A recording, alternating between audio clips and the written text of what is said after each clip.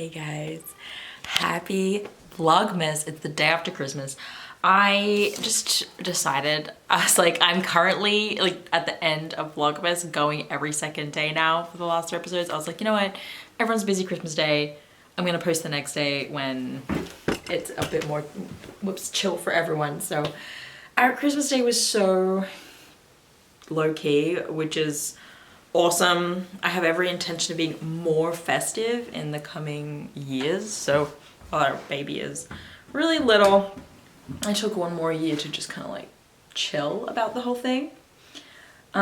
So today's video, we're going to be answering, I think I have one more question to answer because it's Monday, right? So I have my client check-ins, my email ones, and then I am perfecting the final pieces of the Restore program that opens on January 10th. So we're doing a whole bunch of like one-on-one and email check-ins with this one. So I need to spend a bunch of time sort of figuring out the system, how people are going to book their calls with us, what cadence of those calls going to happen. So it's just like a little bit of admin planning, and I love that stuff. I like thrive on creating the system and organizing the structure of the whole thing. So pumped for that. It's gonna be awesome, y'all.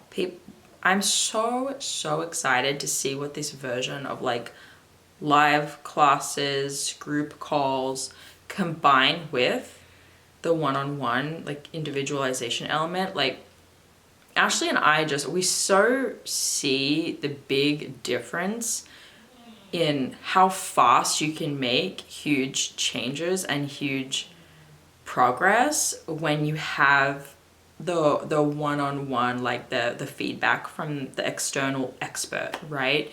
I think like trying to do it yourself is really hard. I wasn't able, right? Like when I was going through recovery, in the end I had to hire a dietitian to kind of help me, and she was actually a functional nutrition practitioner, but I needed that because you can know your stuff, you can know all of this, but you're gonna have blind spots. There's things that you are avoiding, which is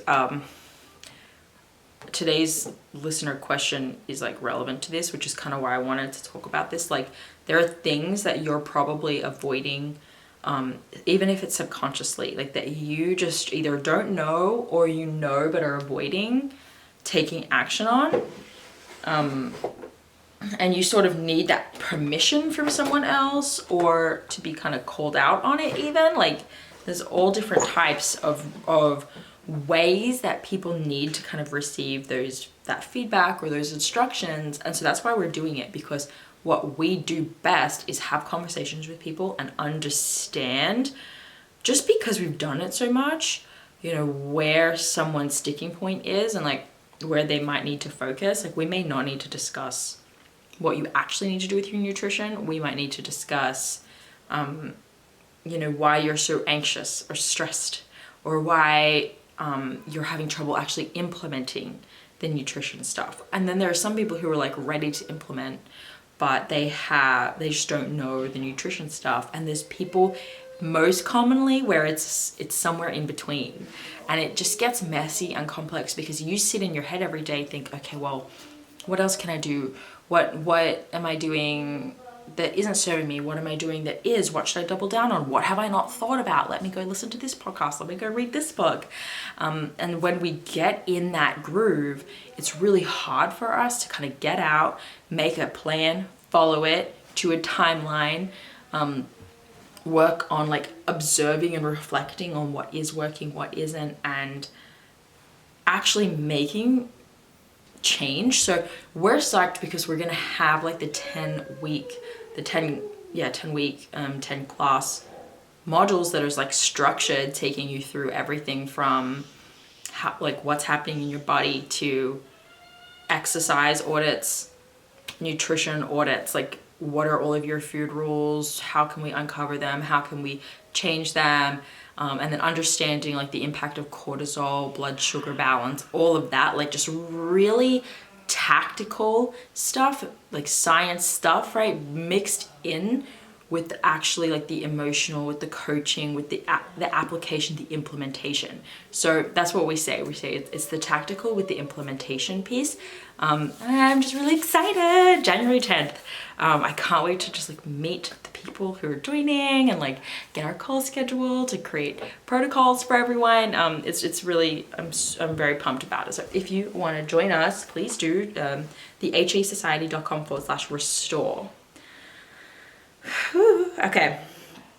What else do I have to announce to you? Okay.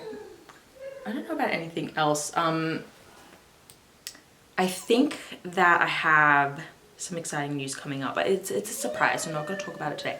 Let's just get into the question. Okay. Ivy Sherman. Okay, that's her Instagram name. I was like, oh, I'm not sure if I should say her full name. So I hope you don't mind, but Ivy asks, hey girl, I hope you are having a great holiday. I just wanted your advice on something if possible. Lately, it's been kind of hard for me because I've been really wanting to go back to the gym. I know that it's important for me to wait, but now that I've gone so long without it, I just feel kind of sluggish and I really miss it. And now that I'm at a healthy weight, it makes it harder for me to reason with myself that I shouldn't go. And it's genuinely not with unhealthy intentions. The gym honestly helps with my mental state and it's good for my health and I just miss it. I've never even really had unhealthy habits with the gym in the first place. It was mainly the food where I had an iffy relationship. And in the gym, I mainly only lift weights or do like treadmill walks, nothing crazy. I don't know, I'm just kind of struggling with that because I really know that I should wait for the 3 recovery periods, but I missed the gym and I've only had 1 recovery cycle. Okay, so here's our sort of like advice on it. I mean, it sounds like you kind of know what you feel like will serve you the best, which is waiting, but you're also really struggling with this idea of wanting to let go of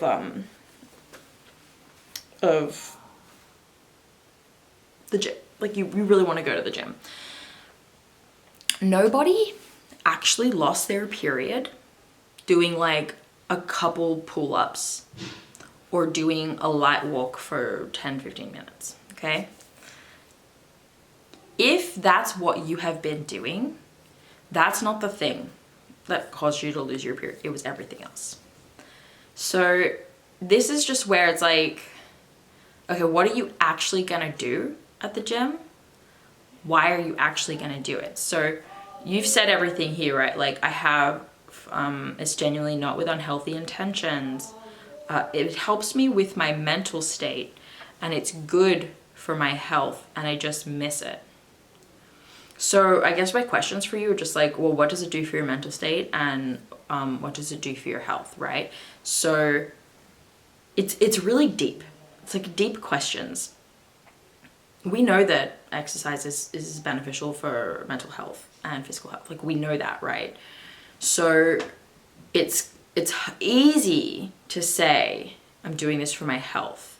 So if you genuinely are doing it for like the benefits that we know come from it at a capacity of like 3-4 times a week, it's like half an hour, it's really relaxing, you feel well before and after.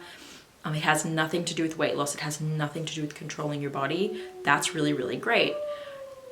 If there's a niggle of doubt that that's actually the reason, like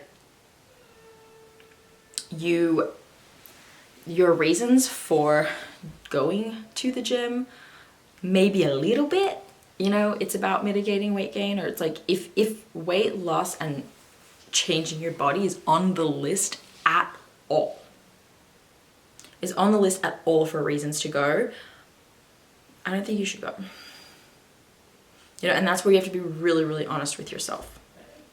If it's on the list at all, right? If you're just creating a list and saying that, you know, the reasonable, like the good, if you will, reasons for going to the gym are at the top of the list, but like weight loss is on the bottom there, I don't think you should go, because I feel that most people are, you know, the voice in the head is really tricky. It's really sneaky. it will convince you of these things. It will negotiate with you. It will tell you things that to like make you believe that what you're doing is serving you. That's how it works. So I hope this answers your question, Ivy, that like, you know, if you know absolutely wholeheartedly without a doubt, and that if you're going to the gym and you're well fueled, and if you're really just doing a treadmill walk, which like, why don't you just do that outside? You know, like, what is it about the treadmill, a light walk on the treadmill, that you can't do outside? Like, what is the benefit that you're getting? Like, why does exercise have to be linked to the gym? Like, what is that bringing you, right? It sounds like a little bit of a sign of control, right? Because like, if you can't just do some exercise at home, if you can't just take a light walk, if it has to be on the treadmill at the gym, if you have to do some weightlifting at the gym, you can't just do like a couple push-ups at home or something. This is telling us that like, there's something that you're overly connected to with the gym that's like, that is control, whether it be taking control of your health, whether it be taking control of your weight. You know, I don't know, only you know that, but it's more complex. You really have to ask yourself, why do I want to go to the gym? Why is being at the gym important? Like, what about my mental health is this helping me with? What about my health is this helping me with? Because remember, if we're not healthy, going to the gym and exercising an issue that is impacting our health, like, it's no longer about health. Does that make sense?